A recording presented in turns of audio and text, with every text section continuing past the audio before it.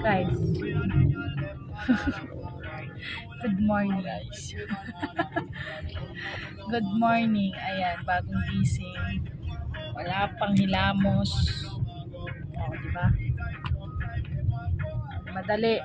Kasi tinignan namin kung mukha siya LTO. Kaya isopli mo yung yung pagsinag. Anong pagsinag? Ng pagsinag. Pagsinag. Problema kasi naiwan niya, hindi niya malaman kung saan niya na lagay yung lisensya niya. Ayan tuloy. Mamadali ka pumunta LTO, Sabado pala kayo. Sarado. Kamote. Kamoting rider kasi to eh. Ngayon, kamoting driver na. Hindi na siya mag 2 wheels kasi hindi na motor. 4 wheels na. Problema, nawawala yung lisensya niya. Tanga-tanga, excited masyado. Ayan. Hindi alam kung saan niya nilagay yung lisensya niya. Ay nako guys. Ito ngayon si kamoting driver.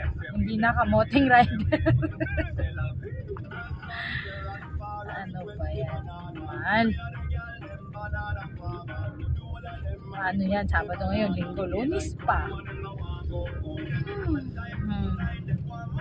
Kukuha pa tayo niya ng affidavit of loss. Doon na rin daw kumuha. Doon din sa LTO.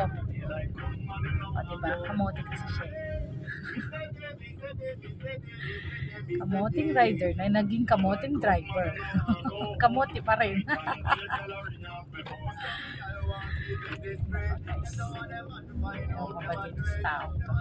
Stress na stress siya.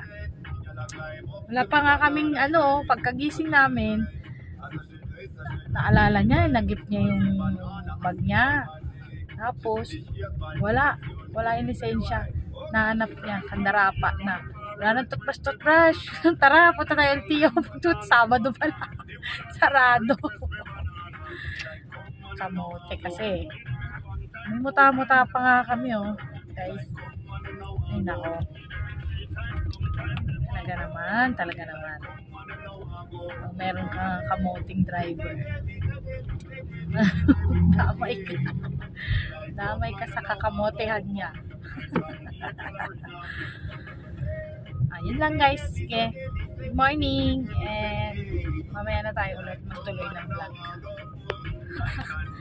Kasi sermonan ko pa si kamote. Post kaya natin. I-post daw yung kanyang nawawalang lisensya. Kaya yung para maibalik sa akin. Oo nga guys, baka makita nyo guys Marlon Cacho. Kamote kasi. Sige na, bye bye guys.